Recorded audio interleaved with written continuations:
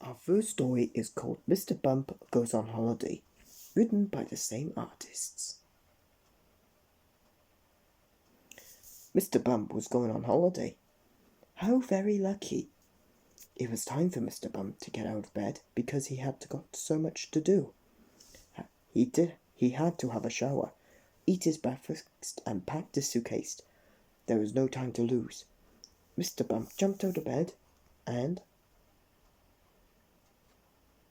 Wah! Mr. Bump had wanted to be quick, but this was ridiculous. He sped across his bedroom, out of the door, down the corridor, and... Splash! Bump! He landed right in the shower, knocking the cold tap as he went. Brrr! This was not a very good start of the day, but perhaps a nice breakfast would make all the difference. Down in the kitchen, Mr. Bump started making toast. But what was that smell? A burning smell. Oh no, Mr. Bump had burnt his toast. But before he had time to make any more, he heard a ring at the door. Who could be visiting Mr. Bump so early in the morning? Mr. Bump ran to open the door and crash! A flower pot fell off the upstairs windowsill and onto his bed. Onto his head, I mean.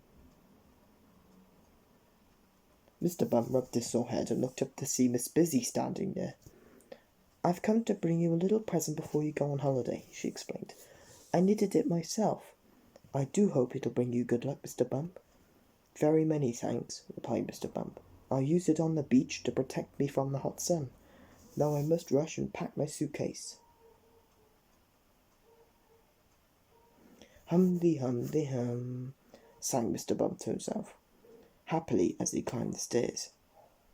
"Do you notice a little problem?" "Well, I do." Mr. Bump tripped over a loose thread from the scarf and bump, bump, bump.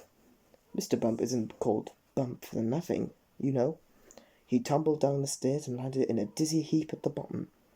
"I really must hurry," he said to himself. "I don't want to miss my train."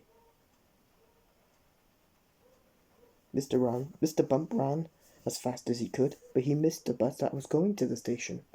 "Oh, what shall I do now?" he said to himself. "I really don't have any luck at all." But then, cheering up, he said, "Well, I may not have any luck, but I do have lots of ideas."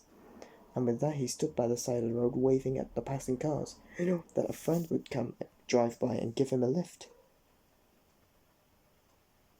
And for the first time that day, Mr. Bump had found some luck. Mr. Forgetful was driving by and saw Mr. Bump waving. He stopped his car. "Hello," he said. "I'm sure you know. It's Mr. Bump, Mr. Forgetful," said Mr. Bump, smiling. "And who's this Mr. Forgetful you mentioned?" asked Mr. Forgetful. "Why, it's you," laughed Mr. Bump. "Would you be able to drive me to the station, please?" "Most certainly, Mr. said Mr. Forgetful. Mr. Forgetful set off backwards and drove backwards all the way to...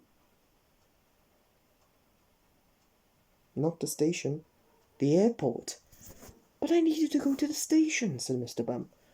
But it was too late. Mr. Forgetful had already driven away.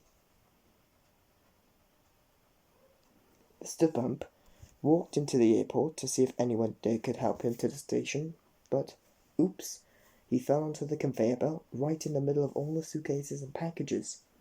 What an unlucky day. It wasn't long before Mr. Bump found himself inside the luggage compartment of a plane. Not the most comfortable seat on the plane. Do you recognize this happy traveller relaxing on a tropical island? A tropical island covered in coconut trees.